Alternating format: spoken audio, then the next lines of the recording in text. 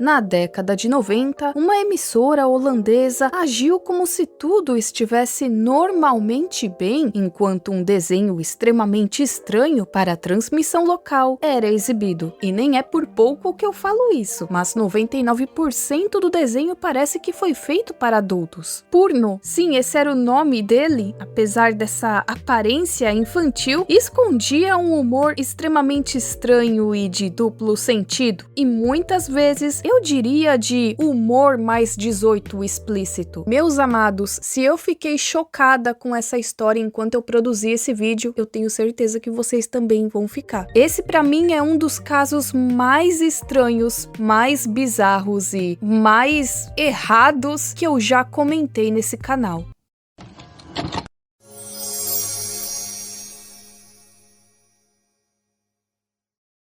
Morávamos perto de uma quadra de tênis. Meu irmãozinho tinha um amigo, o Vicente, que falava um pouco pelo nariz e era muito bom em encontrar bolas. Se alguém jogasse uma bola por cima da cerca, o Vicente dizia: "Esperem só, o detetive Nariz vai encontrar a bola." O detetive Nariz virou Purno. Todos os chamavam assim. Marcos e eu achávamos um nome engraçado. Essas palavras são de seus criadores, o Marcus Vlar e o Hans Wessels, que tiveram essa ideia um tanto estranha enquanto estudavam animação e computação gráfica na Holanda, algo que na época era novo e ainda bem limitado. O resultado disso foi esse homenzinho estranho com uma roupa roxa de patinação e com uma voz nasal bem estranha também.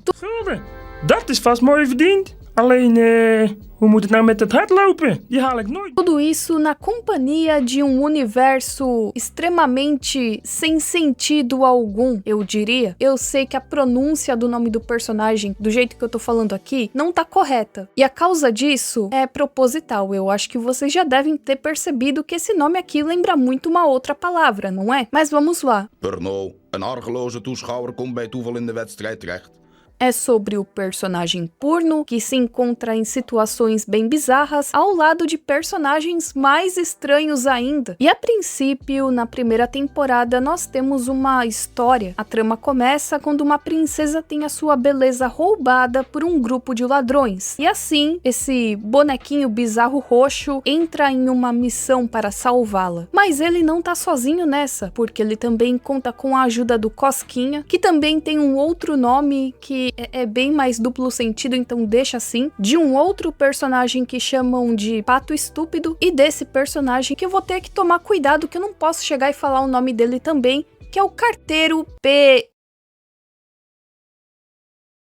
Você não escutou errado o que eu disse. O nome do carteiro é esse. Esse personagem era famoso por suas entregas inusitadas e por gostar de lamber selos. E olha, eu achei que as atrocidades acabariam por aqui, só que não. Passada essa primeira temporada, que é bem limitada graficamente, foram criadas mais outras temporadas, onde praticamente não existia mais nenhuma narrativa. Era apenas um monte de humor surreal mais 18 com coisa explícita, coisa implícita. E o que eu posso falar aqui é que essa produção inteira é o tempo todo piada mais 18, envolvendo todas essas coisas que você deve estar pensando agora em sua mente. Tudo isso era exibido como um desenho infantil. Não é nem eu que tô falando isso só por falar, sabe? Pro vídeo ter mais engajamento, já começa por aqui no site da emissora que transmitiu esse desenho, a Vipro, que deixa aqui documentado que ele é tratado como uma animação infantil. Ou melhor, a primeira série infantil a ser banida do YouTube para menores de 18 anos. E para isso eles usaram um Amiga 2000 com 2 MB de memória RAM com apenas 32 cores em uma resolução de 320 por 200 pixels. Tendo apenas uma taxa de quadros de 12 quadros por segundo, eles pegavam essas atrocidades chamadas aqui de animações, transferiam do Amiga para disquetes, assim elas eram gravadas em uma Betacam e depois editadas para serem transmitidas no meio de um programa infantil. E isso aqui, ó, veio bem antes da Elsa Gate, tá?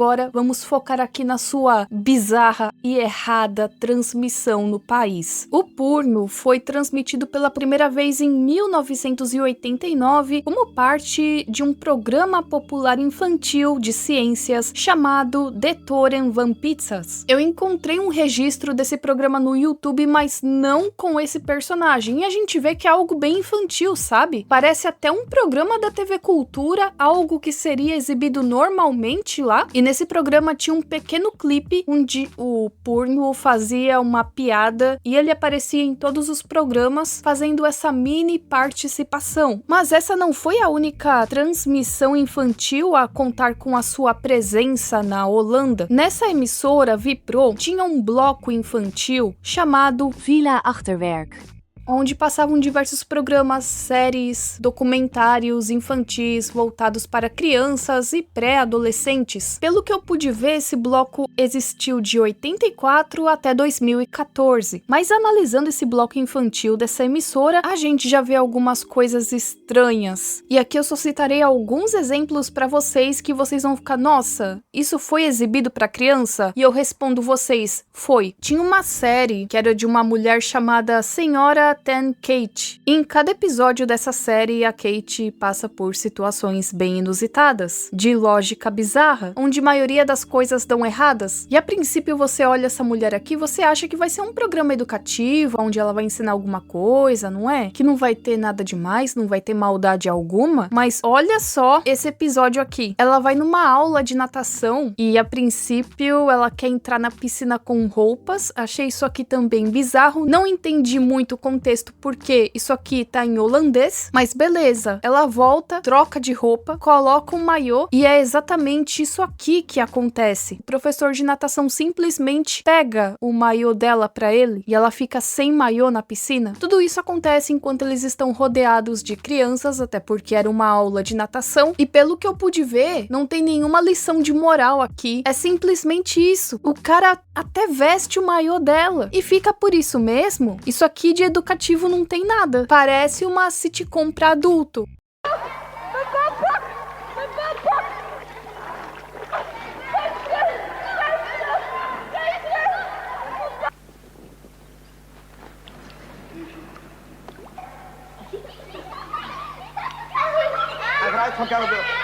E agora nós vamos para o próximo, que só Deus na causa.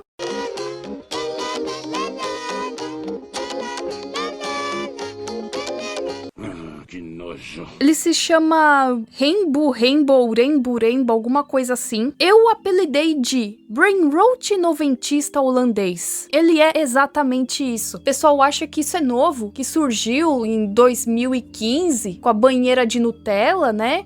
Eles são os precursores de certos canais do YouTube, de certos vídeos do YouTube e perfis bizarros do TikTok. Essa série foi de 87 até 95, que passava nessa programação educativa para crianças. Eu tentei assistir, não consegui. Se você conseguir assistir isso aqui, meus parabéns. Se você conseguir assistir até o fim, eu não consegui. É brain rot, é bizarro, é nojento.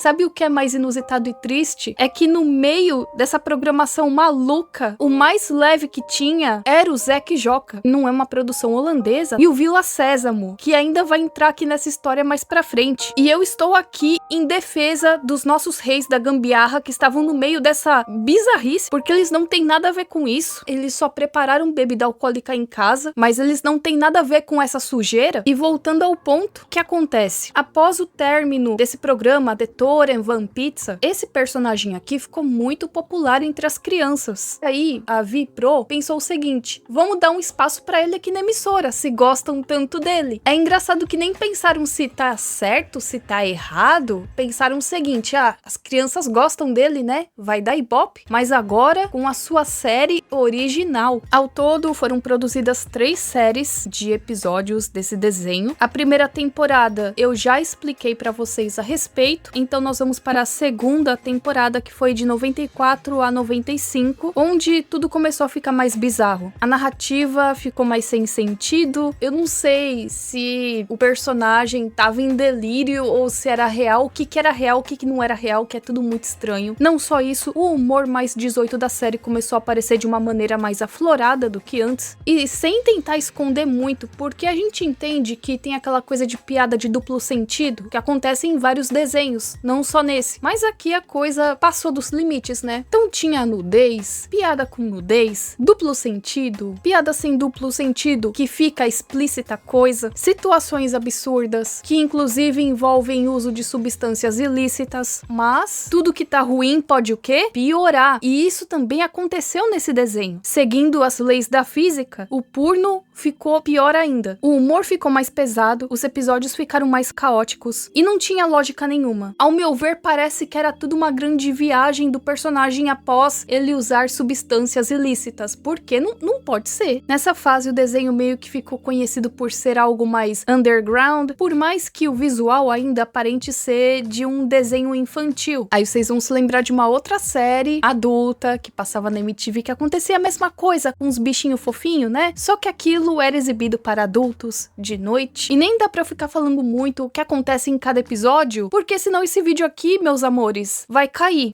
E tem uma entrevista do Vice com os criadores dessa obra. E eu peguei uns pontos aqui dessa entrevista pra debater aqui com vocês, porque são informações extras e também, olha, eu fiquei mais passada ainda depois dessa entrevista aqui que eu li. Perguntaram por que esse desenho era tão repleto desse tipo de coisa. E aí o Marcos responde o seguinte: fizemos o desenho quando tínhamos 25 anos e incorporamos nossos interesses nele. Nessa idade, claro, a gente curtia todas essas coisas. Nesse momento, me lembrei de South Park, uma produção feita com dois amigos, quando eles ainda eram novos, tinham 20 e poucos anos. South Park também é repleto de piadas mais 18, piadas adultas, mas pelo menos o South Park até hoje é considerado uma obra para adultos, por mais que já tenha sido exibida em um bloco infantil. Eu tenho um vídeo sobre isso, tá? Mas nem foi nos Estados Unidos, então eles não têm tanta culpa assim. Já esse desenho não. Hans fala o seguinte: eu já curtia aos 9 anos, sabia? Agora vem uma parte que geral deve ter pensado a respeito ao assistir essas cenas aqui nesse vídeo. Mas e quanto aos pais das crianças? O que os pais holandeses achavam desse desenho? Porque eu encontrei muitos e muitos relatos no YouTube, em fóruns, de pessoas que assistiram essa animação quando eram crianças. E eu li relatos de pessoas que tinham entre 6 anos de idade, 5 anos de idade, 7 anos de idade, que é uma idade que, assim, nunca, jamais deve ter contato com esse tipo de coisa. Alguns até citam que sentem falta do passado porque coisas assim eram exibidas na TV. Se por um lado, muitos pais não viam problema, tá assistindo desenho, né? Do outro, houve várias reclamações, sim. Ele fala primeiramente que o desenho era exibido bem cedinho aos domingos de manhã. Mas mesmo assim, independente de horário, tá errado porque é um bloco infantil. Imagina que tem a TV Cultura, você confia na TV Cultura. Aí o que ela faz? Exibe uma coisa assim. O Marcos disse que teve uma alteração na grade de programação da Vipro e o porno era exibido antes das 6 da tarde, antes de Vila Sésamo. Agora imagine a criança que quer assistir Vila Sésamo, tá esperando pelo Vila Sésamo, e o que tem antes do Vila Sésamo? Eu sou louco! Não, eu sou louco! Eu tô louco! Não! Eu não tô louco! Eu não tô louco!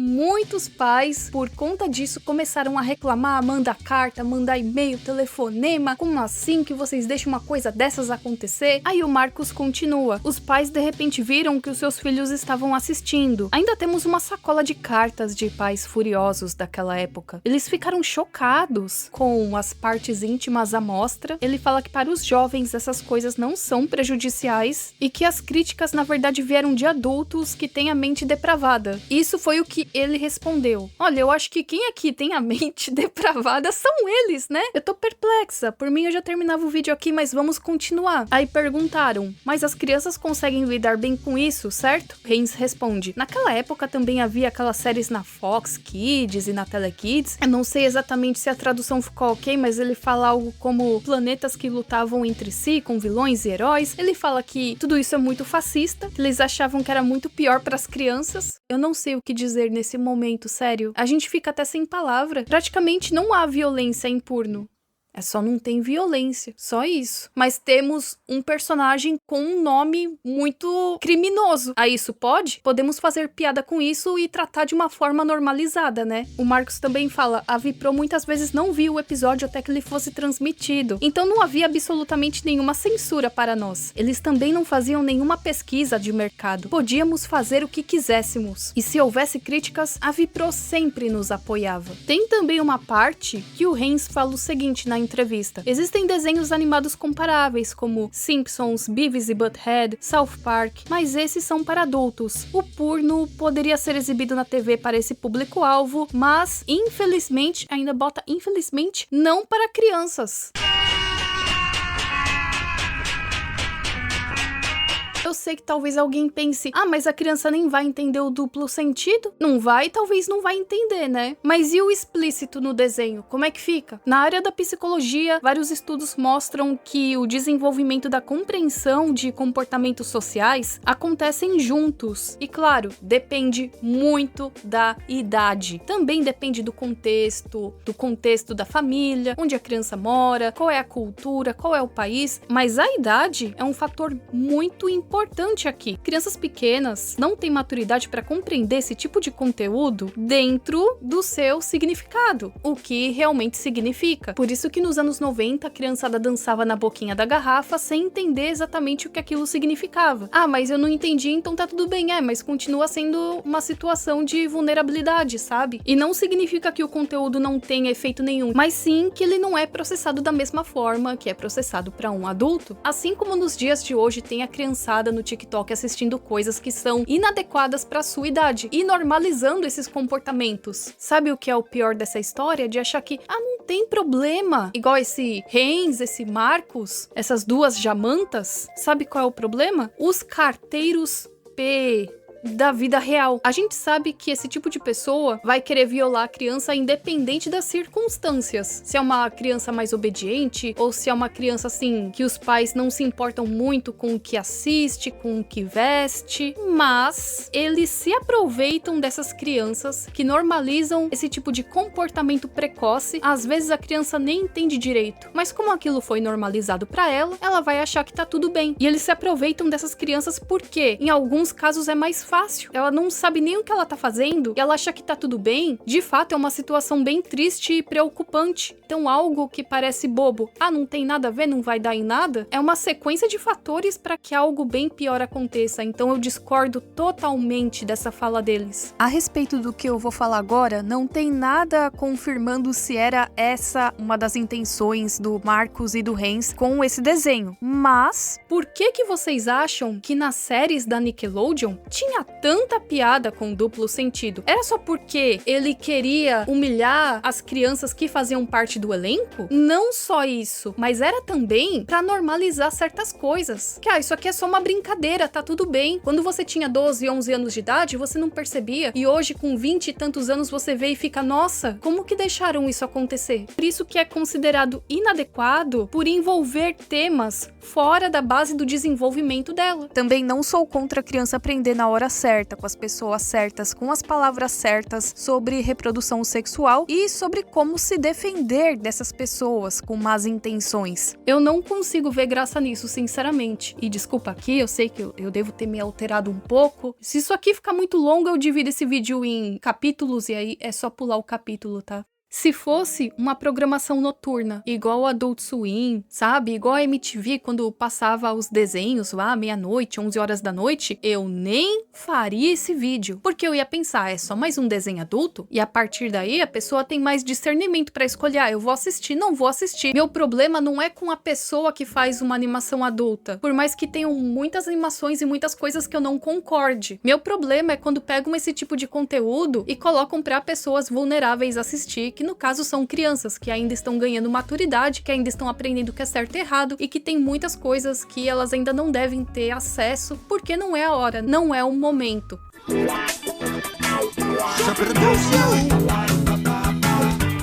Atualmente, o Marcus e o Hans trabalham em Rotterdam. O Marcus fundou uma empresa de jogos e o Hans criou uma outra série animada chamada Fuki Slim. E mais uma vez, né, tô falando aqui a pronúncia, eu acho que tá errada, mas se ficar errada é proposital, porque esse nome aqui também tá bem estranho, né? E olha, eu nunca pensei que no meu canal eu fosse me deparar com um caso assim. Eu achei que o máximo que eu tinha me deparado foi o caso das fitas VHS com os desenhos de domínio público, ou quando exibiram Family Guy na Eliana, eu também tenho um vídeo sobre isso, ou quando exibiram South Park, um programa infantil, mas isso não foi no Brasil, foi em um outro país da América Latina. Passou de todos os limites que eu possa imaginar agora no momento. Esse vídeo vai se encerrando por aqui, mas eu tenho uma playlist onde eu falo de várias polêmicas envolvendo programação infantil, desenho animado. Deixarei aqui pra vocês. Nós nos vemos na próxima e tchau, tchau.